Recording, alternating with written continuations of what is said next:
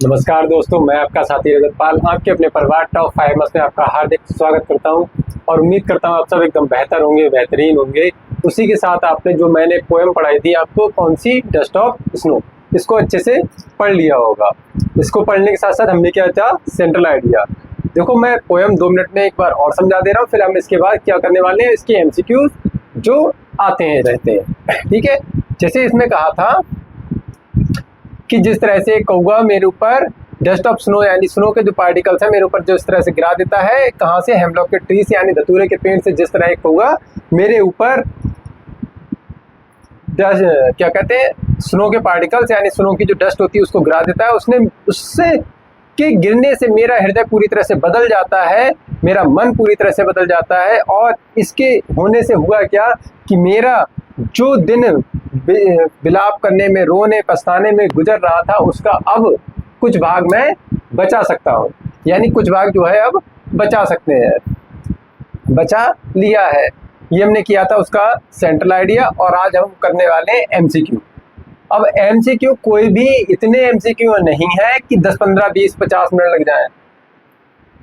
मुश्किल से 5 to 10 minutes में, विद इन 10 मिनट्स ये कंप्लीट हो जाएंगे आपके एमसीक्यू सभी। तो जैसे लिखा है, द वे अक्रो, यानी ये एक्सट्रैक्ट आया था आपका।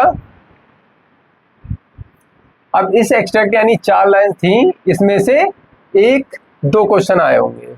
ठीक है, फिलहाल एक एक्सट्रैक्ट में से 5 क्वेश्चंस हैं जो बार बार रिपीट करके पूछे गए हैं। ठीक है, जैसे the way a crow shook down on me the dust of snow from my hemlock tree. अब इस एक्सट्रैक्ट में क्या बताया गया कि जिस तरह से एक कौवा मेरे ऊपर गिरा देता है स्नो, स्नो का डस्ट, यानी स्नो की जो हल्की हल्की बौछार होती है, जो डस्ट होती है, उसको जिस तरह से मेरे ऊपर गिरा देता है हेमलॉक के पेड़ से, हेमलॉक की ट्री से। हेमलॉक मीन्स धतूरे का पेड़। क्या होता है, धतूरा, धतूरे का पेड़ जो होता है उस पर से जो डस्ट पार्टिकल्स होते हैं वो गिरा देता है, बस उतना कहा है। तो क्या है, name the poet of the above lines. Name the poet यानी पोएट का नाम को बताना है। तो पोएट कौन से, रॉबर्ट फ्रॉस्ट है, वर्ड्सवर्थ है, W.B. यीट्स हैं या P.B. शैली। इनका पूरा नाम क्या है, P.B. शैली। तो इसमें आप देखेंगे जैसे पहला चैप्टर और जो दूसरा हमारा पोएम है, दोनों के पोएट सेम है। कौन है, रॉबर्ट फ्रॉस्ट। कौन है हमारे, रॉबर्ट फ्रॉस्ट है। फिर है दूसरा है, what is the dust of snow. Dust of snow है क्या, dust of snow particles of clay. Clay means क्या होता है, धूल मिट्टी वगैरह। प्लांट्स धूल के पार्टिकल्स हैं, प्लांट्स के पार्टिकल्स हैं। सैंड के हैं या स्नो के हैं, किसके हैं, स्नो के पार्टिकल्स हैं। पार्टिकल्स किसके बताए गए हैं, स्नो के बताए गए हैं। तो हमारा ऑप्शन नंबर डी हो जाएगा। फिर लिखा है, who is sitting in the tree.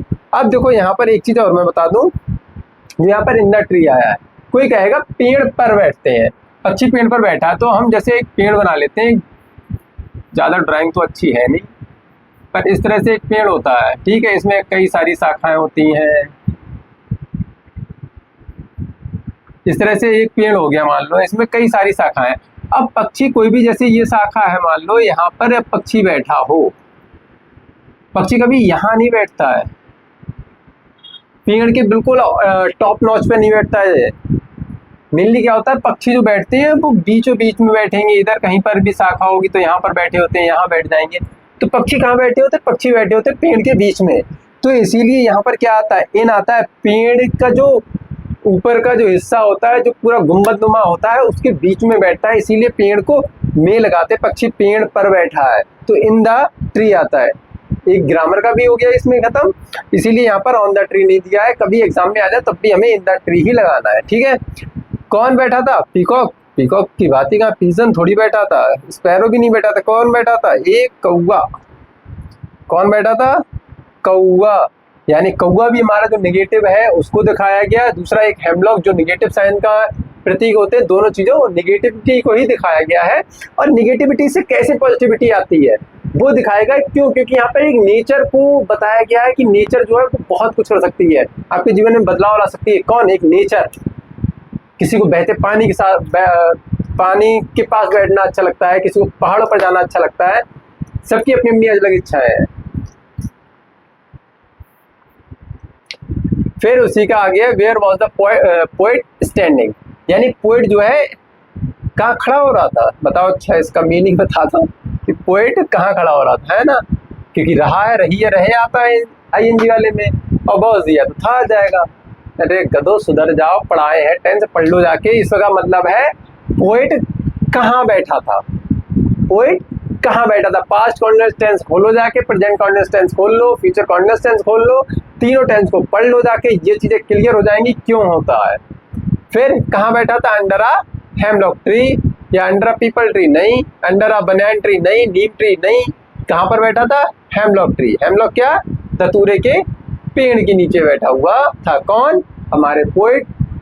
Poet कौन है, कौन है, डस्ट ऑफ स्नो, स्नो के कौन है, फ्रॉस्ट। फ्रॉस्ट कौन से, रॉबर्ट फ्रॉस्ट। अब देखो ये दो चीजें सिमिलर भी है, स्नो स्नो माने भी जमना होता है या बर्फ, और फ्रॉस्ट माने तो जमना होता है। फ्रॉस्ट यानी जमी हुई चीजों को कहते हैं। तो दोनों चीजें सिमिलर है, सिनोनिम है, इस तरह से बन सकता है।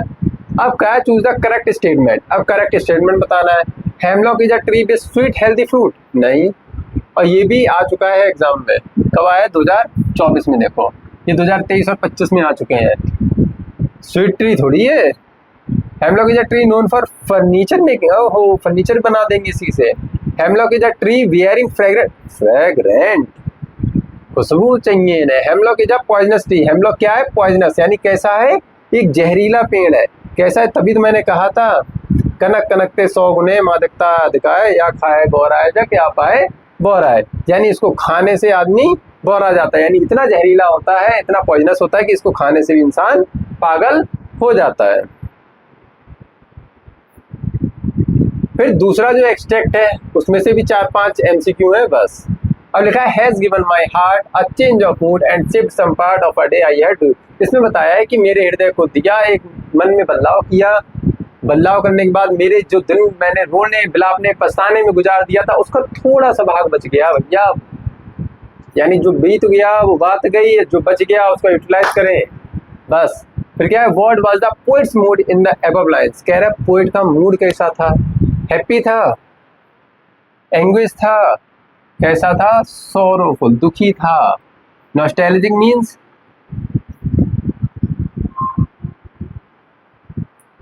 ये कुछ भी नहीं थे, क्या था हमारा, सोरोफुल।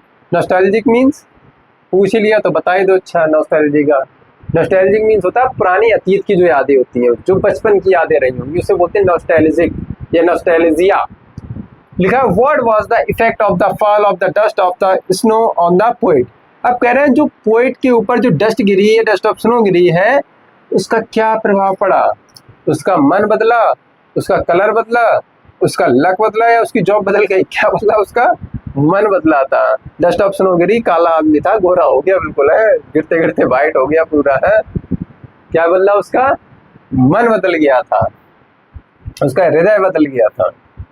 फिर लिखा है how did the poet feel for the rest of the day.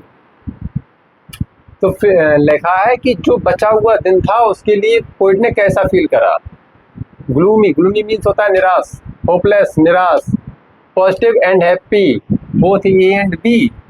Gloomy, gloomy means क्या होता है, निराश, और होपलेस मीन्स भी आशाहीन होता है, आशाहीन को भी हम निराश के सेंस में कह सकते हैं। अब कहा है ही फील्ड पॉजिटिव एंड हैप्पी, हाँ भाई ये पॉजिटिव एंड हैप्पी था, लेकिन जब जो ये रहती ना बोथ ए एंड बी वालों, पेपर में ध्यान से करना, ये बिल्कुल नहीं होना है बोथ ए एंड बी। तो देखते हैं both A and B, all of the above, वो पट से लगा देते हैं all of the above. What was saved for the poet, poet के लिए क्या बचा था, क्या बचा पोएट के लिए, पोएट ने क्या बचा लिया, क्रो को बचाया नहीं, क्या स्नो को बचा लिया अपने ऊपर गिरने से नहीं, क्या ट्री को गिरने से बचा लिया नहीं, ऐसा कुछ था ही नहीं। क्या बचा लिया था, अपना जो भाग था समय का कुछ थोड़ा सा जो पार्ट था उसी को तो बचाया था। किसको बचाया था, सम ऑफ द डे, यानी दिन का कुछ भाग जो उसका था रोने बिलापने में गुजरा था उसको उसने बचा लिया था, सेव कर लिया था।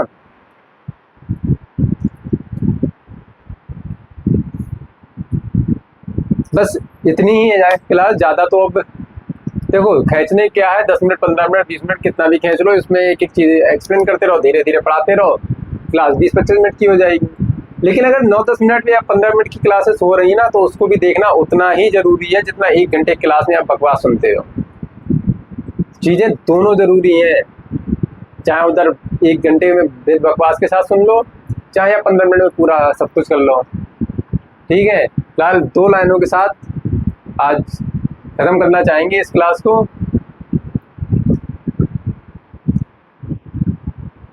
लिखा था कि तू भी किसी गणित की किताब निकली, कि तू भी किसी गणित की किताब की तरह निकली, हिसाब लगाते रहे तेरा, लेकिन तू तो बेहिसाब निकली।